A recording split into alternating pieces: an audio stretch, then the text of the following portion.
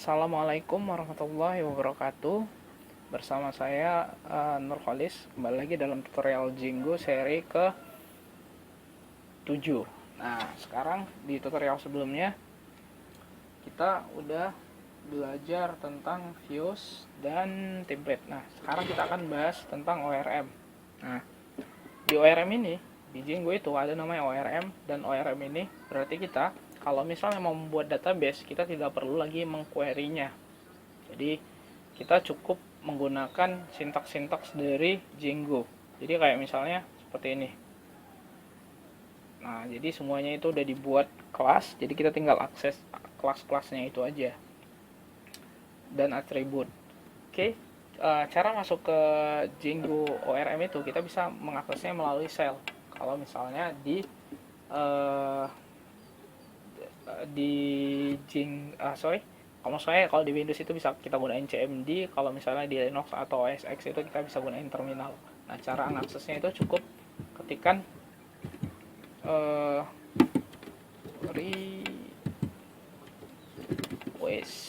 macet punya saya. Oke, maaf, saya close dulu. Jadi saya masuk ke CMDR. Oke, saya masuk ke project saya, CD Learning Django, mana ya? Oke, blog. Oke, CD source, sorry. Oke, Python manage.py shell. Oke. Nah, kemarin untuk mengakses model kita yang dari post itu kita gunakan from. Jadi kalau enggak, itu nanti nggak bisa diakses from block.models import post. Jadi kita punya model kemarin kan di post. Nah, ingat nama modelnya itu post di apps block. Lihat nih, post. Nah, setelah itu kita coba query post maksud saya bisa kita gunakan ORM. Jadi query-nya ORM. Jadi isi dari objects all itu ada new title. Kemarin kita udah buat waktu kita buat admin ya, menu admin. Nah, sekarang kita coba akan tambahkan, misalnya kita akan coba tambahkan apakah bisa gitu di database kita. Kita mau tambahkan beberapa data lagi. Nah, cara nambahkannya itu gimana? Post objects create. Baru kan kemarin ada model namanya author kan, authornya misalnya saya, me, lalu titelnya itu kemarin ada titelnya itu new title misalnya, kontennya itu isinya itu new content. Oke. Nah, cara nge-create-nya, cara membuat database baru itu seperti ini. Tapi pasti nggak bisa karena kan kemarin ingat author ini dia for key kan, asosiasi, dan kita lihat. Nah, dan me itu kan saya buat sebuah variabel, dan variabel itu nggak berhubungan kemanapun, makanya dia tidak terdefinisi. Nah, cara membuatnya, me harus kita definisikan dulu. Dia kan kemarin asosiasi sama user, berarti kita harus panggil modelsnya si user. Jadi cara manggil modelsnya si user itu from Django contrib .out.models import user. Dan perlu diingat kita cuma punya user satu kan, atau bisa kita query user apa aja yang ada di sini. Makanya kita pakai all. Nah, user di sini cuma ada Hollis. Berarti kita bisa gini. Me sama dengan user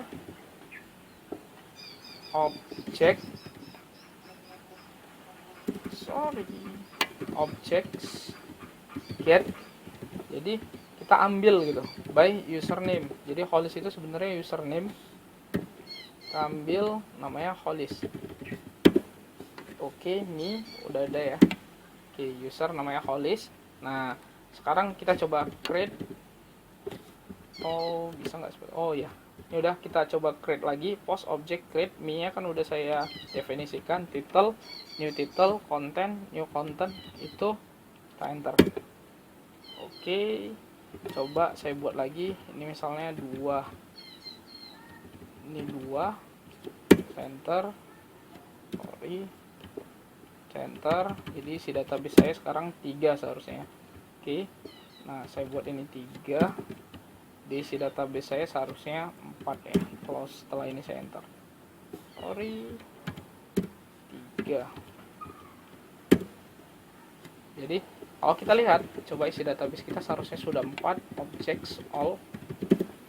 Oke, 1, 2, 3, dan 4. Jadi isi database kita sudah ada. Nah, sekarang ini juga kita bisa filter.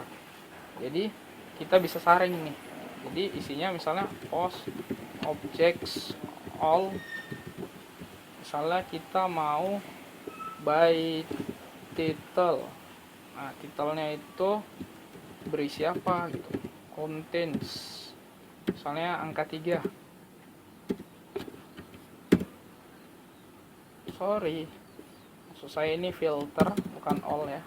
Kita filter berdasarkan ada nggak angka 3 gitu di dalam judulnya. Oke, ada ya, cuma 1 tadi, kita kan buat ini 1.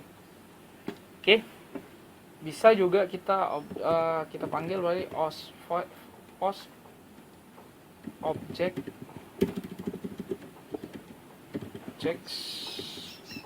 filter, misalnya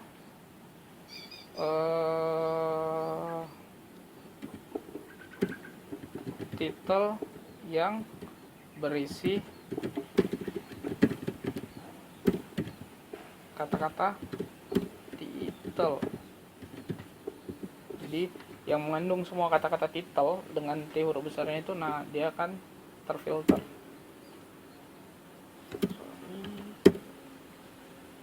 Contains title, sorry, bukan objects tapi objects. Kita lihat, enter. Oke, nah semua yang mengandung judul dengan kata-kata title ini dia akan tersaring. Oke, nah sekarang kita mau filter objects, filter berdasarkan publish date. Publish date kita kan kosong nih. Publish date LTE, sorry, kita kan kalau misalnya mau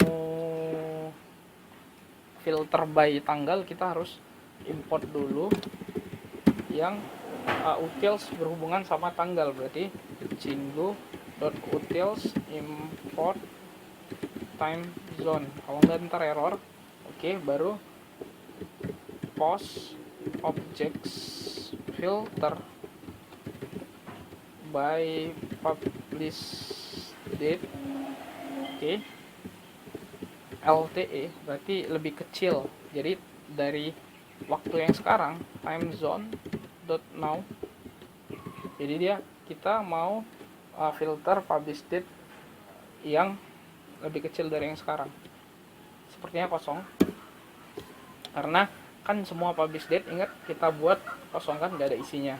Jadi sekarang misalnya di new title ini saya akan buat publish date. Kemarin ingat saya ada buat function namanya .publish. Jadi itu function itu metode. Jadi nanti metode di dalam kelas post. Nah, itu ada saya buat publish, itu fungsinya buat ngasih tanggal publish jam sekarang. Oke. Misalnya langsung aja ke contoh.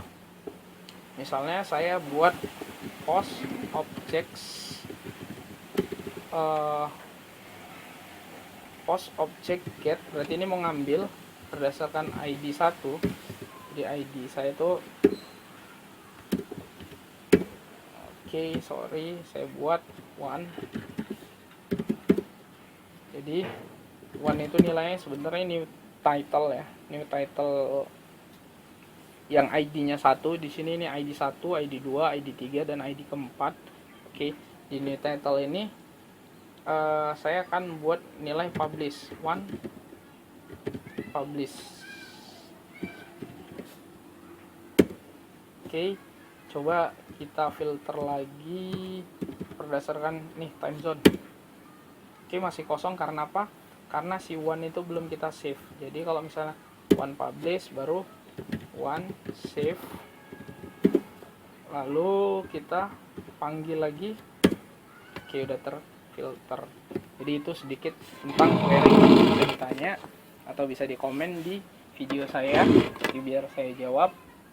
Mungkin segitu, sampai situ dulu tentang object related ORM. Saksikan terus video saya. Assalamualaikum warahmatullahi wabarakatuh.